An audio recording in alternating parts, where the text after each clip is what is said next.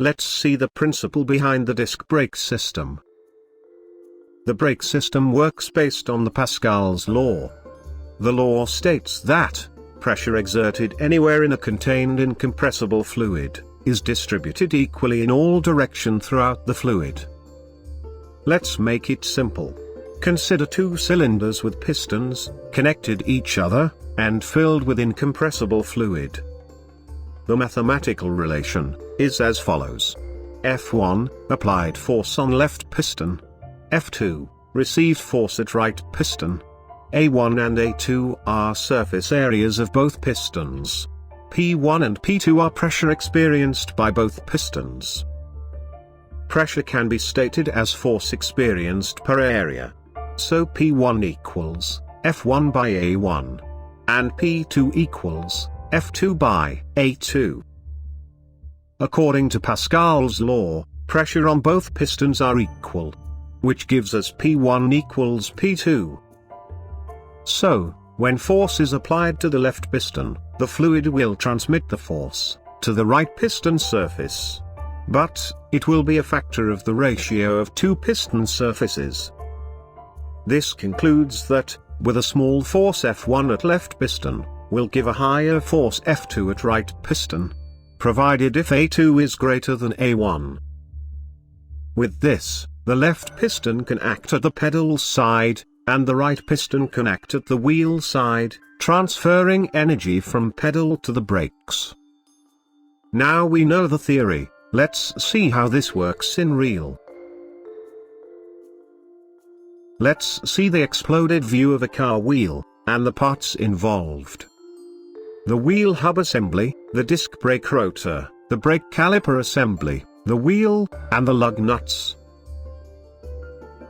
The wheel hub assembly holds the wheel and the disc rotor, and the bearing inside it allows their smooth rotation. The disc rotor is the part to which the brake pads squeeze against. This will create friction that retards the rotation of the wheel. The disc rotor produces a lot of heat due to this friction, and the drilled holes provides ventilation to remove this heat. The brake caliper assembly uses the hydraulic force from the brake pedal to squeeze the brake pads to the rotor surfaces, thus creating friction, and decelerates the wheel. The caliper assembly consists of the caliper bracket, slider pins, dust boots, inner brake pad, outer brake pad, caliper frame, and inside it, the piston.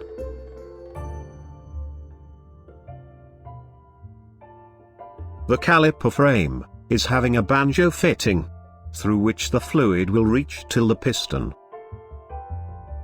The pressurized fluid from the pedal side is capable of pushing the piston with great force. Also, the caliper frame is free to slide along the slider pins within the fixed extend. Now we know the parts, let's see how it works. When you apply the brake, the caliper will receive the high-pressure hydraulic fluid from the brake master cylinder. The fluid will push the piston, which makes the inner brake pad to squeeze against the disc rotor surface.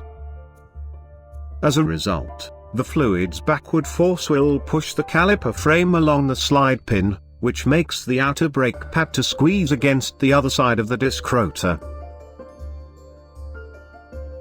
Let's see one more time from the top view. The fluid pushes the piston, and the piston pushes the inner brake pad. Once the inner brake pad is pushed against the rotor, the fluid will push the caliper frame. The outer brake pad will now be pulled towards the other side of the disc rotor. This is how the disc brake system works on wheel side. In the next part, we will see what's a master cylinder, and how it transfers fluid to the caliper. In the last part, we saw the working principle at the wheel side. In this part, we will see how it works at the pedal side. The master cylinder is the main part here. It transfers the force on the pedal to the calipers. there is a push rod, outlet port, and a fluid reservoir tank.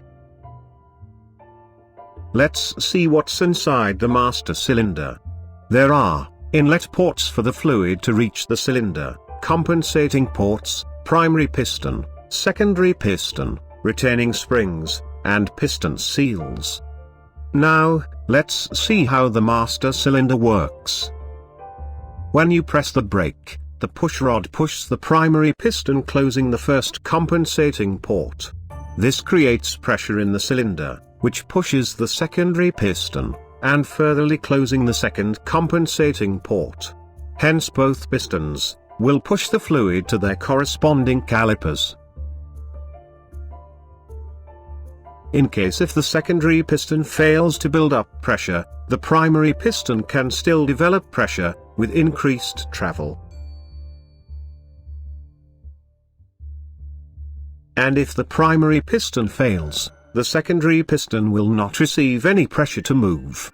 So the push rod at the end of the first piston can push secondary piston, which requires much force to be applied on the brake pedal.